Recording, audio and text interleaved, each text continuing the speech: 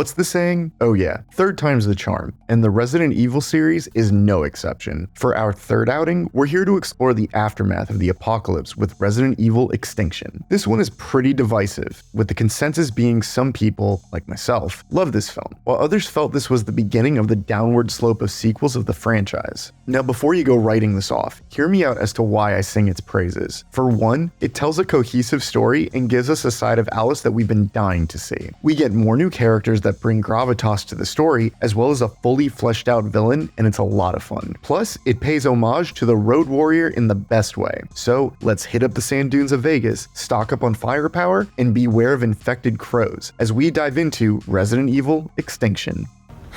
I am the artificial intelligence witch. Yeah, I know what you are. I knew your sister. She was a homicidal bitch.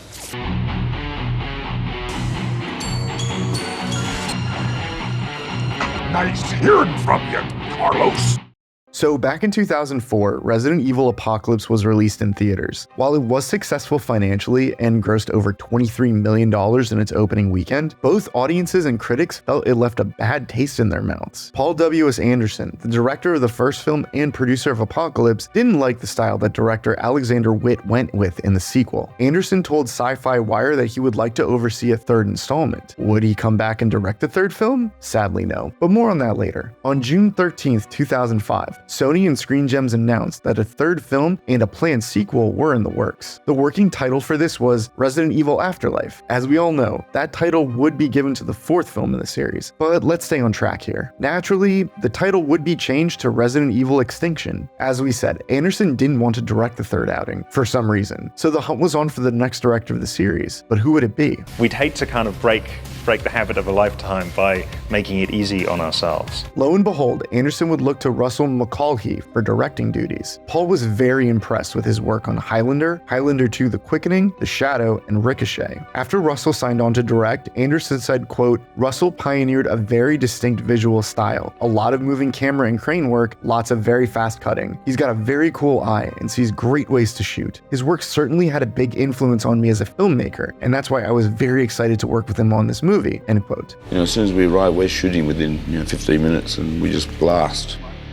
Paul W.S. Anderson would come back to produce and write the script. He changed up the scenery from a desolate city and instead gave us a desolate wasteland. It draws inspiration from westerns and the Mad Max series, with plot elements that included oil and supply shortages, convoys in the desert, as well as the desert taking over most locations. While it borrows themes from other films, Anderson would go on to say the story is original. It's all part of trying to deliver a movie-going experience that satisfies the fans of the games, but also provides a fun cinematic experience for a broader audience that has never played a Resident Evil game. Both of the previous films will be loosely based or center around some of the video games in the series. Extinction would branch completely away from them. Even though it's a film that stands on its own and feels significantly different, it would include a replica hive facility and Spencer Mansion, like in the first film. It would also introduce us to a new holographic computer database known as the White Queen, which strangely is never brought up again in the series. Other new characters, both living and undead, would also make appearances, including the introduction of both Claire Redfield and Albert Wesker. Each are from the video game series, as well as the Super Undead. These are a result of Umbrella experimenting with the undead, attempting to give them some intelligence and humanity. The experiments didn't quite work out, and the side effects result in the Super Undead.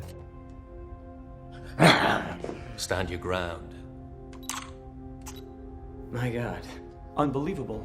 At the time of casting, Milla Jovovich wasn't interested in doing a third film due to her disappointment with Apocalypse. Once she read the script, however, she changed her mind. I do wonder if Anderson had a hand in that. Mike Epps confirmed that he would be coming back as LJ Wade, as well as Oded Fehr for Carlos Oliveira. Ian Glenn would also reprise his role of Dr. Alexander Isaacs, but there would be a major character not returning for this film, and that was Jill Valentine. Sienna Guillory was planned to reprise the role, but passed for prior commitments to Aragon. Listen, to each their own, but Jill not being in this film felt like something was missing. I'm sure Sienna had her reasons for why she thought Aragon was the better option, but as we all know, that film was a huge disappointment at the box office, and the interest for further films would lay dead in the water. Ali Larter would tackle the role of Claire Redfield. In the game, Claire is in a never-ending search for her brother Chris, so in the film, she leads a convoy of survivors across the desert. Other newcomers to the film included Ashanti, as well as Spencer Locke and Jason O'Mara. Fun Fun fact about Jason is that this is the only film where he portrays Albert Wesker. All of the sequels after this, Wesker would be played by Sean Roberts. That decision isn't yours to make. You will take no action until this matter has been discussed by the committee at the next scheduled meeting. And Doctor, that's an order. Principal photography began in May 2006 in Mexicali and Baja California, Mexico.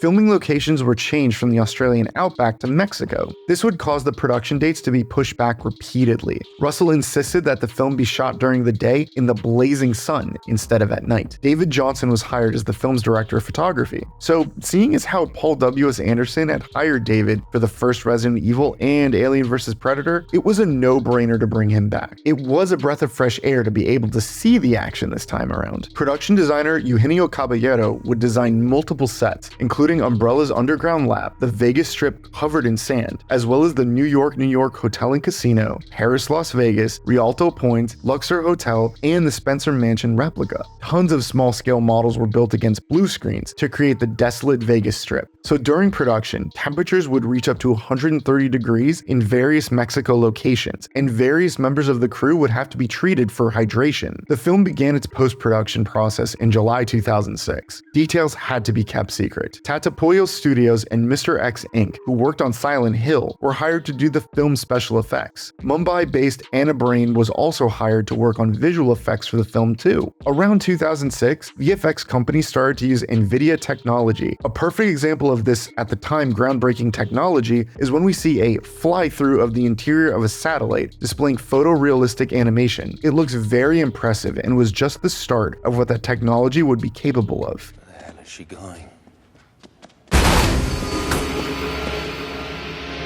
Shut her down. To get buzz started for the film, its first teaser trailer, which is reminiscent of the Regenerate teaser, was shown in front of Ghost Rider in February of 2007. Sony's website for the film would launch on February 17th of that same year. There, it would state the film's official release date of September 21st, 2007. If you may remember, the composers of the first film were Marilyn Manson and Marco Beltrami. For Apocalypse, Jeff Dana composed the score, but this time around, we were treated to Charlie Clouser as composer. If you don't know who that is, give yourself a refresher and listen to the Saw theme song. Yep, that's him. Charlie probably had the best year in 2007. Not only did he compose Resident Evil Extinction, but he also orchestrated the scores for Dead Silence, Death Sentence, and Saw 4. Now, I don't know about you, but Dead Silence score is one of my all-time favorites in regards to horror films. I guess you can say us Resident Evil fans were in good hands. Resident Evil Extinction opened on September 21st, 2007. It opened to first place on its opening weekend, grossing another healthy $23 million, beating out newcomers Good Luck Chuck and Sydney White. Domestically, it would gross around $50 million, as well as rake in another $97 million internationally, ending with a worldwide total of $147 million on a budget consisting of $45 million. As stated in the last video, critics despise Resident Evil Apocalypse. Because of that, critics weren't able to screen the film before general audiences. Sony was clearly afraid of what critics would say about it. Unfortunately, they still weren't kind. Currently, this film holds a 25% on Rotten Tomatoes, with the consensus reading, quote, "Resident Evil Extinction is more of the same. Its few impressive action sequences are unable to compensate for the pedestrian plot," end quote.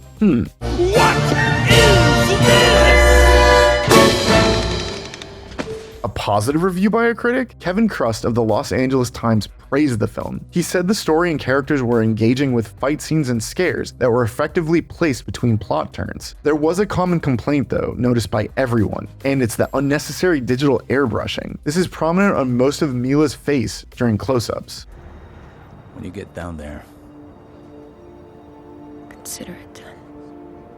Resident Evil Extinction was released on DVD, Blu-ray, and UMD on January 1st, 2008. What a way to ring in the new year. A Blu-ray release of the Resident Evil trilogy was also released on that same day. At this time, with state-of-the-art discs releasing for home media, VHS tapes would be discontinued. Nowadays, there is a huge nostalgia and resurgence for VHS and analog media. So if anyone at Screen Gems or Sony is watching this, can you please release this on VHS? I'd love to complete the original trilogy for my collection, as well as Star Wars Episode 3 Revenge of the Sith.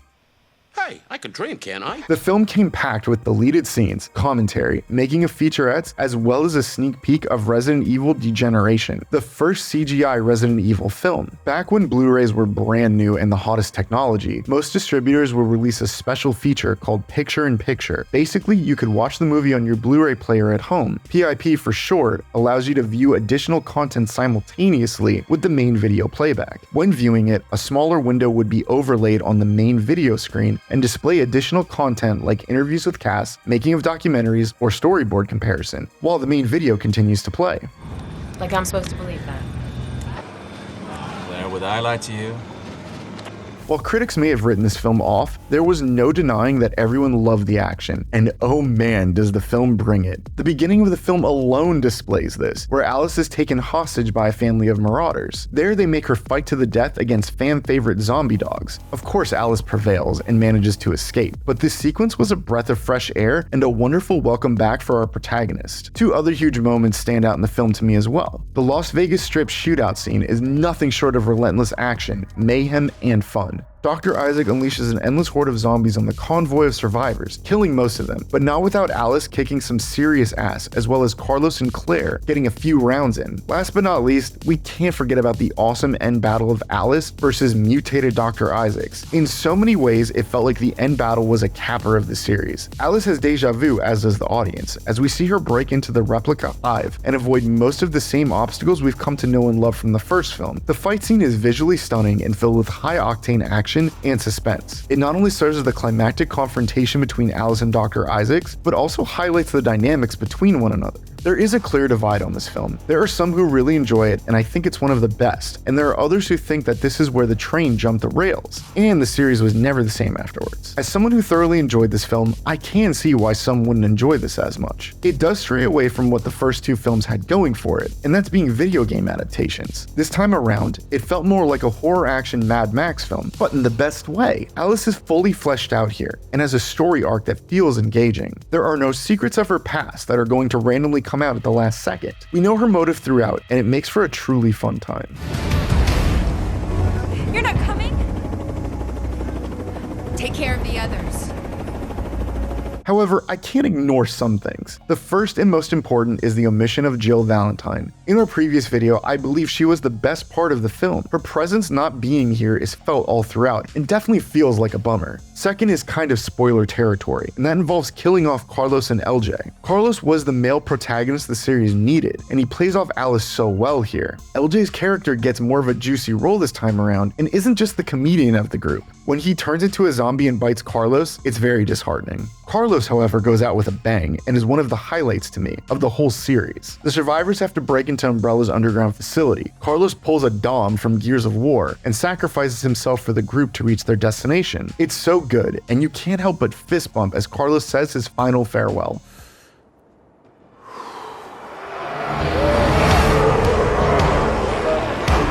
In conclusion, what makes this such a great addition to the series? For one, it has an engaging storyline and follows Alice as she navigates through the desert wasteland. The narrative keeps viewers engaged from start to finish, with twists and turns that maintain suspense and excitement. It boasts Milla Jovovich's best performance in the series so far, showcasing her resilience, courage, and determination in the face of overwhelming odds. It's stunning to look at with impressive visual effects that feature desolate landscapes, menacing creatures, and action-packed sequences. It also has tons of rewatchability. While opinions on Resident Evil Extinction may vary, its strong storyline, performances, visual effects, and action-packed sequences contribute to its overall appeal and make it a satisfying entry in the franchise for many viewers. With this being a 6-film series, it's only natural to conclude this episode by saying that, once again, because of the financial success of the film, another one was on the horizon. In 2010, we would get the 4th film in the ongoing franchise, aptly named Resident Evil Afterlife. And this would be the series' first foray into 3D technology. So what do you think? Would you like to see us cover Afterlife? Let us know in the comments below.